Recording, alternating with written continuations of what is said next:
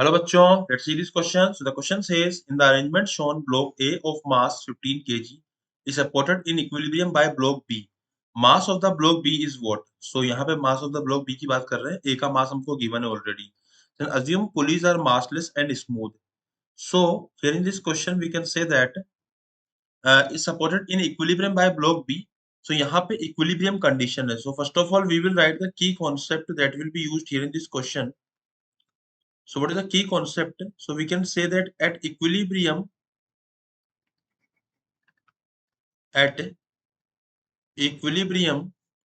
F net will be equals to 0. Okay, तो equilibrium पे हमारा जो नेट फोर्स है वो 0 लगता है.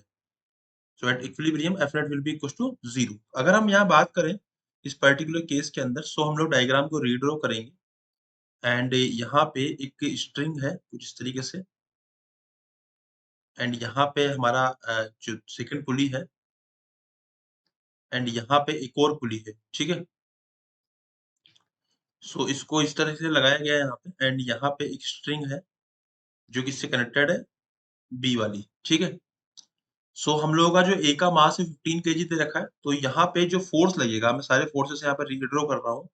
जो फोर्स लगेगा ए पर वो लगेगा 150 न्यूटन. ओके, एंड यहाँ पे जो फोर्स लगेगा, अगर मैं इसकी बात करूँ, इसका मास अगर एम एम मान लेते हैं, तो नीचे जो फोर्स लगेगा वो लगेगा एम जी.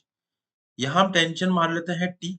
सो अगर यहाँ टी तो यहाँ पर भी टी टेंशन हो जाएगी एंड यहाँ पे टी तो यहाँ हो जाएगा 2t टेंशन, तो इधर भी 2t हो जाएगा टेंशन. ओके, और यहाँ पे भी 2t टेंशन हो जाएगा, तो बेसिकली यहाँ पे 2t एंड 2t तो यहाँ हो जाएगा 4t टेंशन. सो अगर मैं इस वाले की बात करूं, ए वाले की, तो ए वाले पर जो नीचे की तरफ फोर्स लग रहा है वो लग रहा है 150 न्यूटन और ऊपर लग रहा है 5t. तो अगर मैं इसको बैलेंस कर दूंगा तो 5t will be equal to 150 newton and t is equal to what, 30 Newton.